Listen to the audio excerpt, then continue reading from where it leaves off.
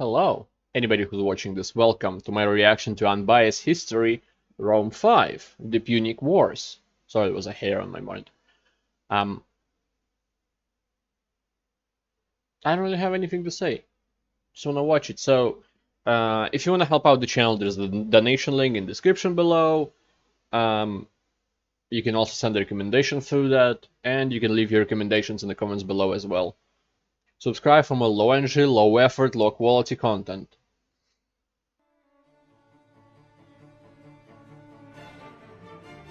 Let's see how much sound I need.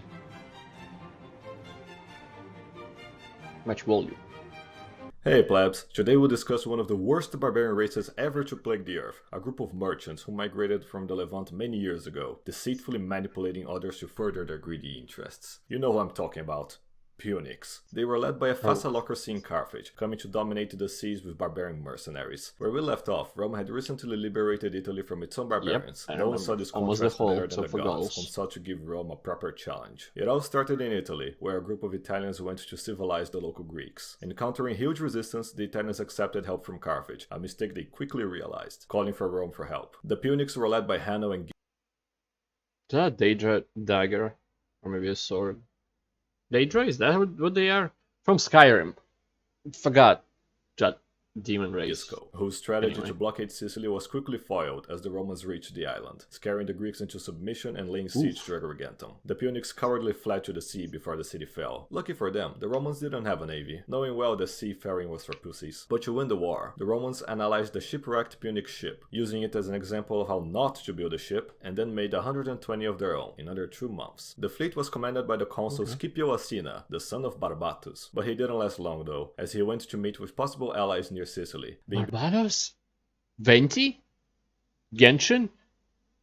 Just for nobody that cares. Betrayed and imprisoned in an ambush by Gisco. To avenge him, the consul Caius Duilius assumed leadership of the fleet, seeing the implementation of the Corvus, a brilliant shipboarding mechanism that transformed pussy sea conflict into true battles. Duilius went to confront Gisco's fleet at Mylae, avoiding...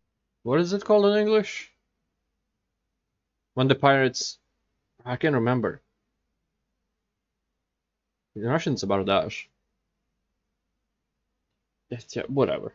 all the ramming attempt, boarding tens of ships and scattering their forces, followed by Duilius getting a triumph and Gisco getting killed by his men. Following it, the Romans pushed further and further into Sicily. Now having taken the initiative, the two Roman consuls, Vulso and Regulus, built 330 ships to invade Africa. On their way, they met with a Carthaginian ship of 350 ships at Cape Economus, led by Hamilcar Barca. His strategy was to make the center weak and flank strong, making it retreat and lure the Romans away as he flanked their rear. But then the Romans broke through it and then returned back and crushed the Punic flankers. With this victory, the Romans launched their invasion of Africa. Freaking out, the Punics hired a Spartan general who possessed ancient Trojan strategies with him, defeating and imprisoning Regulus. Rome then sent a... But I can assume that every part that's not Rome are not going to be shown in a good light because it's biased towards Roman stuff. But I like Spartans. Rescue mission for the army, but the gods denied their effort, launching a storm and killing them all. With this, Carthage was able to retake Agrigentum, burning it to the ground to quench their bloodlust. But the Romans refused to give up, building another 220 to the ground to quench... That was your city, you filthy animals. Yeah. Who would burn their own city? Definitely not. Not I know about. That actually probably made no sense. Russians burned their own city. They burned Moscow not to give it to Napoleon. Quench their bloodlust. But the Romans refused to give up, building another 220 ships, only for the gods to also destroy it. After many attempts, the Romans tried sieging Lilybaeum again, all while getting harassed by Hannibal, and another fleet was being destroyed in a storm. Fucking hell. But then Hannibal II took power in Carthage, who was so frightened by the Roman perseverance that he demobilized the Punic fleet. With the storms having drained all of the treasury, the patriotic patrician families of Rome donated all their money to build yet another fleet, going on to destroy the Punic fleet at Agades, and winning the war. The peace treaty involved the Roman annexation of Sicily, along with heavy reparations, throwing Carthage into a civil war against its own mercenaries. Rome agreed to help, in exchange for Corsica and Sardinia, later on focusing on the northern Gauls who had allied with Carthage in the war. But the gods were very unimpressed with Carthage. After all those storms, they still lost. They saw another chance after Hamilcar... So are those supposed to be Greek gods? Is that Ares and Zeus?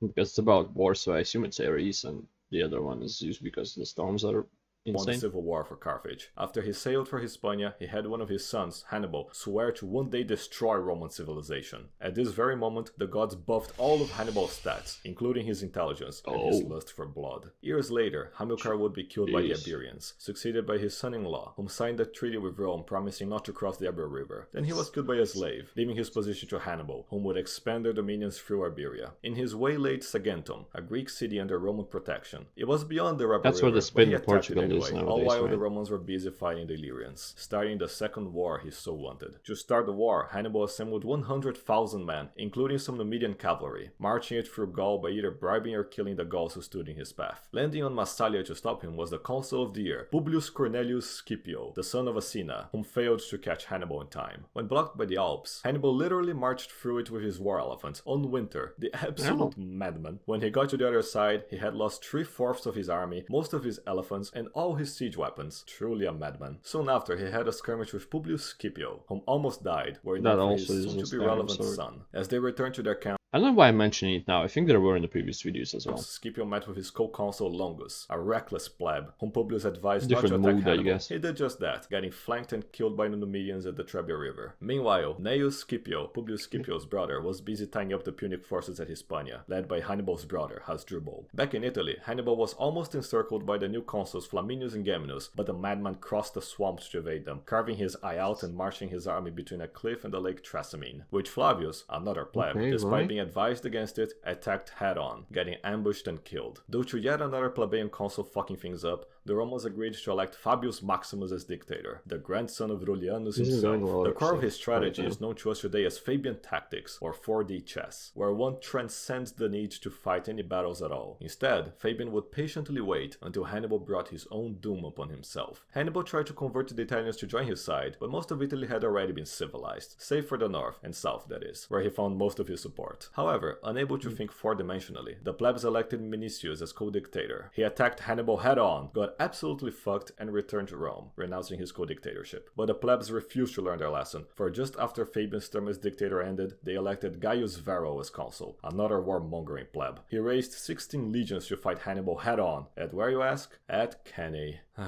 Just saying this name gets me so depressed. Once they arrived, Paulus, that is Varro's patrician co-consul, advised against attacking, but Varro ignored him, charging at Hannibal. Place your bets, everybody. He started the battle by charging in, pushing the Punic center away, only to be flanked by the Numidians and completely surrounded, getting slaughtered for the whole day. 86,000 Romans died that day, the greatest defeat in Roman history so far. Among the dead being Municius, Geminus, and Paulus. And no, Varro didn't die. Instead, he fled the battle like a bitch. With Rome's armies and leadership destroyed, the Punic demons spread their chaotic terror through Italy, flipping many treacherous cities to their side, among them Syracuse. To punish them, the Senate sent consul Marcellus to lay siege to Syracuse, a man famous for killing a Gallic chieftain with his bare hands. At this time, Syracuse was home to Archimedes, a Greek thief who had stolen many Trojan manuscripts, using them to build many weapons. Despite these hurdles, Marcellus eventually breached the city, and when a Roman soldier found Archimedes... Great to show one of the greatest, well, greatest philosophers of his time, at least, as a brainlet.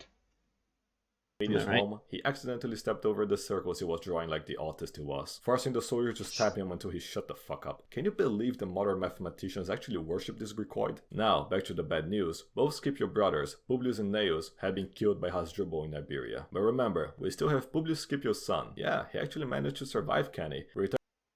Was he even a philosopher? Am I a brainlet? Should I be drawn as a brainlet?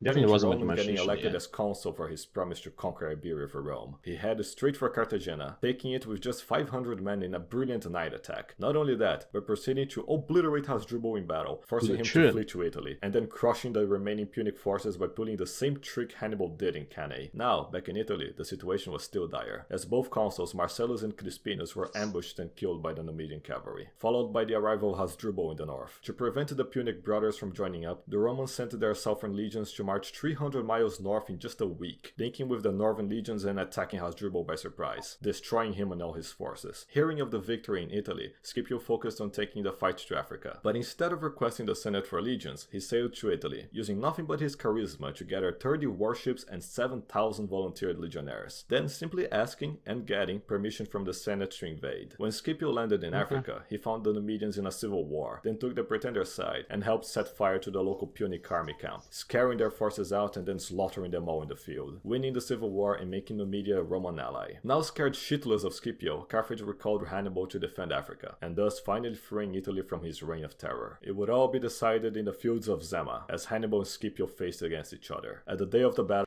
so Hannibal wasn't defeated by Rome at all. He just left.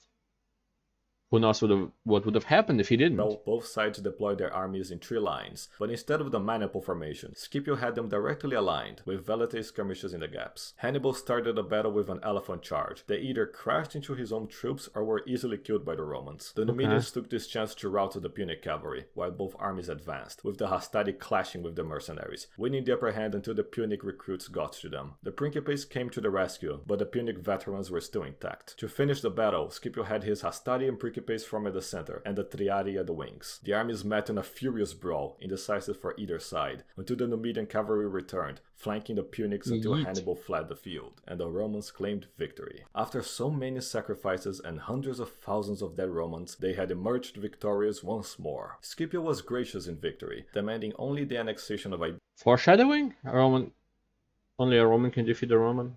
Iberia, the independence of Numidia, some more reparations, and the agreement Carthage would never again conduct foreign policy without Rome's wise counsel. After that, Scipio went to Rome, had a glorious triumph, and gained the epithet Africanus, restoring peace wheels at last. Oh, who am I kidding? Here comes the best part. So after the Second Punic War was won, Rome was embroiled in a series of wars against the Greeks. Spoiler warning, Rome wins and the Greeks are blown the fuck out. Huge surprise, I know, but stick with me. During all this time, Cato the Elder was in the Senate, whom held an indescribable hatred towards Punics. Every single time he talked about anything, he would end it with Carthage delenda est. That is, Carthage must be destroyed. Since he was a young senator, since he was a child, hell, since he was an unborn fetus, all he wished for was to have Carthage destroyed.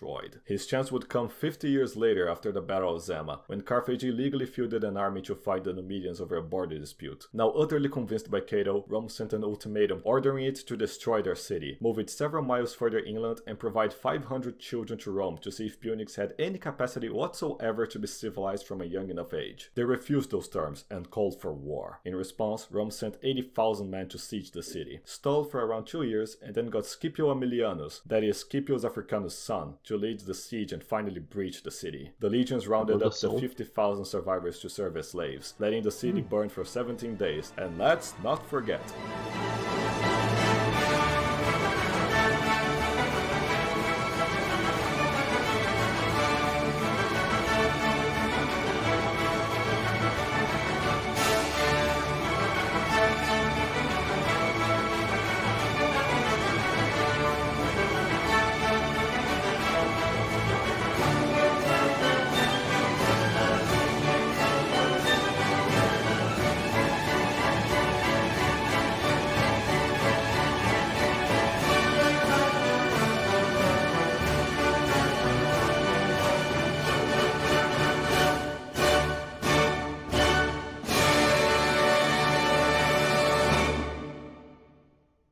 feels fucking good. After Carthage's complete destruction, the Romans annexed their now salty lands as the new masters of the Western Mediterranean, and at the peak of the Republican era. A glorious sight indeed. Join me next time when the plebs continue to deteriorate the Republic. Should be in 2 weeks or so. I'll see you then. Ciao ciao.